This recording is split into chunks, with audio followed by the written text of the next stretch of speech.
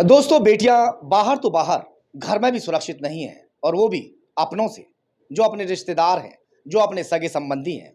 एक 8 साल की बच्ची, जिसकी अभी 2 दिन पहले हत्या हो गई, वो अपने ताऊ के साथ में सोती थी, ताऊ के साथ में खाना खाती थी, वो अपने ताऊ से बेइंतहा प्यार करती थी।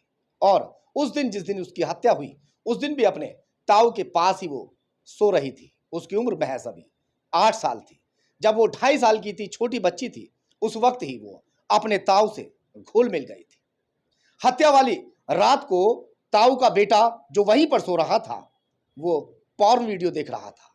और पॉर्न वीडियो देखने के बाद में वो अपनी बहन, जो उसके पास में ही वहीं पर सो रही थी, अपनी बहन के साथ में दुष्कर्म करने की कोशिश करता है, उसका रेप करने की कोशिश करता है।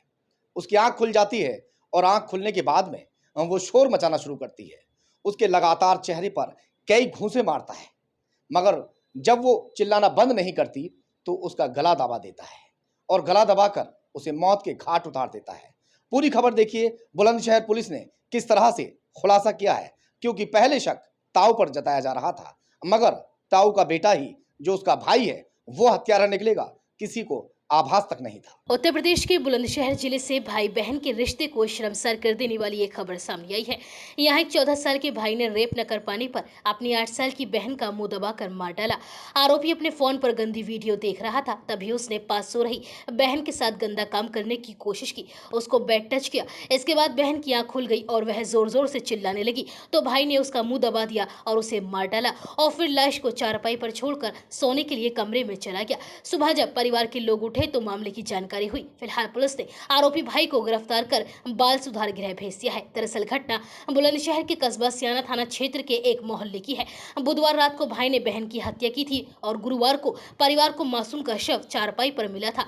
पुलिस ने घटना का खुलासा शुक्रवार देर शाम किया। मासूम के पिता ने बताया कि बुधवार को मैं अपने हाथों से अपनी बेटी को उसके ताऊ के पास सुला कर गया था। रात में एक बार देखने भी आया था, तब वह चारपाई पर आराम से अकेले सो रही थी। वो बहुत सुकून से सो रही थी। उसको देखने के बाद मैं भी अंदर सोने के लिए चला गया। गुरुवार सुबह बहुत देर तक वह नहीं उठी तो मेरी पत्नी ने उसको उठाने के लिए मुझे बाहर भेजा। मैं बेटी के पास आया और उसके सिर पर हाथ फेर कर उसको जगाने लगा, लेकिन वो कोई हरकत नहीं कर रही थी। उसका शरीर भी पूरा ठंडा था। वह मुझे कुछ गड़बड़ लगी तो घर के और लोगों को मैंने बुलाया। हम लोग तुरंत उसको लेकर अस्पताल पहुंचे, जहां डॉक्टर्स ने उसे मृत घोषित कर दिया। वहीं पुलिस ने इस मामले का खुलासा करते हुए बताया कि हम लोग जब मामले की जांच करने पहुंचे तो पूरे घर का मुआयना किया गया। सभी लोगों से पूछताछ की गई। उस चारपाई को भी देखा गया जिस पर बच्ची सो रही थी। बिस्तर पर कहीं भी किसी भी प्रकार का कोई खून का धब्बा नहीं था। पूछताछ करते समय हमें बच्ची के चचेरे भाई पर कुछ शक हुआ। हमें घर वालों से पता चला था कि वह उस रात वहीं पर लेटा हुआ था जहां बच्ची सो रही थी। पूछताछ में वह अपने बयान भी बार बार बदल रहा था। हम लोगों ने उसको हिरासत में लेकर सख्ती से पूछताछ की। पहले तो वह रोया और इसके बाद उसने पूरी सच्चाई बता दी। 14 साल के आरोपी भाई ने बताया कि मैं उस रात फोन पर गंदी वीडियो देख रहा था। वीडियो देखने के बाद मेरी नजर मेरी छोटी बहन पर पड़ी। मैं उसके साथ गंदा काम करना चाहता था। मैं उसके पास जाकर लेट गया और उसको इधर उधर टच करने लगा। मेरे टच करने से वह उठ गई और अपने पापा को बुलाने लगी। उसने बताया कि मैंने उसको शांत होने के लिए कहा, लेकिन वह नहीं रुकी। तभी मैंने उसका मुंह दबा दिया और करीब 5 मिनट तक मैं उसको ऐसे ही उसका मुंह दबाए रखा। इसके बाद जब वो हाथ पैर चलाना बंद कर दी तो मैं उसको सही से चारपाई पर लेटाकर अंदर सोने के लिए चला गया। सुबह परिवार में सबको उसकी मौत की जानकारी हुई तो मैं काफी डर गया। वहीं इस पूरी घटना पर सीओ भास्कर कुमार मिश्रा का कहना है कि हत्या करने वाले आरोपी की उम्र महज 14 साल है। इतनी कम उम्र में ऐसा काम करना बहुत बड़ी बात है।